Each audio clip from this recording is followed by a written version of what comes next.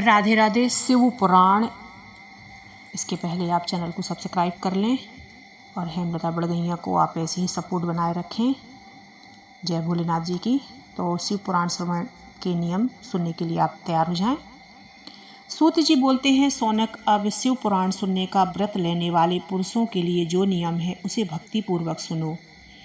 नियम पूर्वक इस श्रेष्ठ कथा को सुनने से बिना किसी विघ्न बाधा के उत्तम फल की प्राप्ति होती है। जो लोग दीक्षा से रहित हैं उनका कथा श्रवण में अधिकार नहीं है।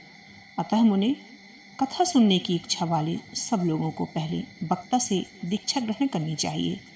और जो लोग नियम से कथा सुने उनको ब्रह्मचर्य से रहना, भूमि पर सोना और पत्तल में खाना, प्रतिदिन कथा समाप्त होने पर ही अन्न ग्रहण करना चाहिए। जिसमें शक्ति हो वो पुराण की समाप्ति तक उपवास करके शुद्धता पूर्वक भक्ति भाव से सुपुराण को सुने। इस कथा का व्रत लेने वाले पुरुष को प्रतिदिन एक बार ही हविष्यान्न भोजन करना चाहिए। जिस प्रकार से कथा श्रवण का नियम पूर्वक सदसा के वैसा ही करना चाहिए। गरिष्ठ अन्न, दाल, जल से अन्न से मसूर, बहुदूषित तथा बासी अन्न को खाकर कथाव्रती पुरुष कभी कथा ना सुने। जिसने कथा का व्रत ले रखा हो वह पुरुष प्याज, लहसुन, हींग, गाजर, मादक वस्तु तथा आमिष कही जाने वाली वस्तुओं को त्याग दे। कथा का व्रत लेने वाला पुरुष काम, क्रोध आदि 6 विकारों को, ब्राह्मणों की निंदा को तथा पतिव्रता और साधु संतों की निंदा को भी त्याग दे। कथाव्रती पुरुष प्रतिदिन सत्य, सोच, दया, मौन, सरलता, विनय तथा हार्दिक उदारता इन सद्गुणों को सदा अपनाए रहे। श्रोता निष्काम हो या सकाम, वह नियम पूर्वक कथा सुने। सकाम पुरुष अपनी अभीष्ट कामना को प्राप्त करता है और निष्काम पुरुष मोक्ष को प्राप्त कर लेता है। दरिद्र, क्षयरोगी, पापी, भाग्यहीन तथा संतान रहित पुरुष भी इस उत्तम कथा को सुने।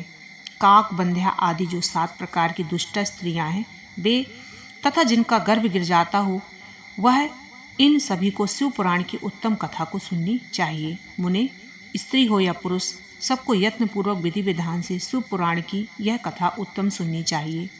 महर्षि, इस तरह शिव पुराण की कथा की पाठ एवं श्रवण संबंधित यज्ञोत्सव की समाप्ति होने पर श्रोताओं को भक्ति एवं प्रयत्न पूर्वक भगवान शिव की पूजा का भांति पुराण पुस्तक की भी पूजा करनी चाहिए।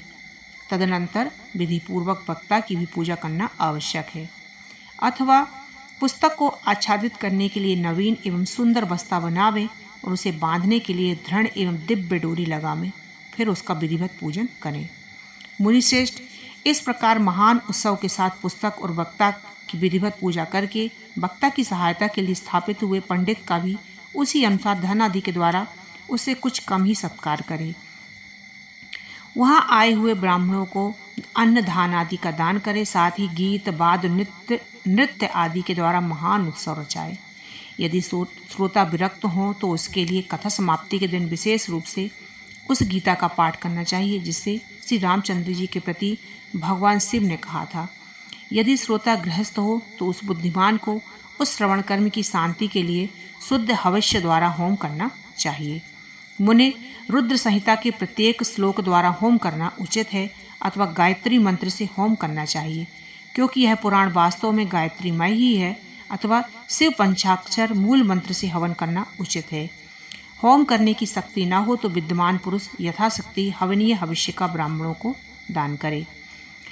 न्यूनारिक्ता रूप दोष की शांति के लिए भक्तिपूर्वक शिव सहस्त्र नाम का पाठ अथवा श्रवण करें। इससे सब कुछ सफल होता है, इसमें संशय नहीं, क्योंकि तीनों लोक में उससे बढ़कर कोई वस्तु नहीं है।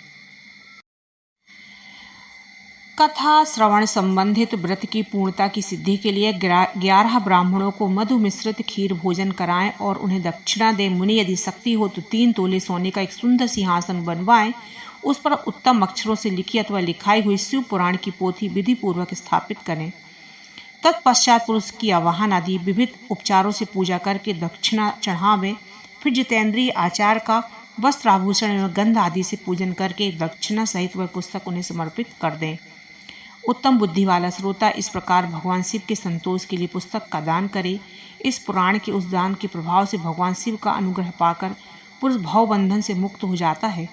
इसी तरह विधि विधान का पालन करने पर श्री संपन्न शिव पुराण संपूर्ण फल को देने वाला तथा भोग और मोक्ष का दाता होता है। मुने, शिव पुराण का वह सारा महत्व जो संपूर्ण अभिष्टों को देने वाला है मैंने तुम्हें कह सुनाया। अब और क्या सुनना चाहते हो? श्रीमान, शिव पुराण सब पुराणों के भाल का तिलक माना गया है। यह भगवान शिव को अत्यंत प्रिय रमणीयता भावरोग का निवारण करने वाला है। जो सदा भगवान शिव का ध्यान करते हैं, जिनकी वाणी भगवान शिव के गुणों की स्तुति करती है और जिनके दोनों कान उनकी कथा सुनती है, इस जीव जगत में उन्हीं का जन्म लेना सफल है। वे निश्चय ही संसार सागर से पार हो जाती हैं। भिन्न भिन्न प्रकार के समस्त गुण जिनके सच्चिदानंदमय स्वरूप का कभी स्पर्श नहीं करते, जो अपनी महिमा से जगत के बाहर और भीतर भासमान हैं तथा जो मन के बाहर और भीतर वाणी एवं मनोवृत्ति रूप में प्रकाशित होते हैं, उन अनंत आनंद घन रूप परम शिव की मैं शरण लेता हूँ। शिव पुराण महात्म्य समाप्त। ओम नमः शिवाय।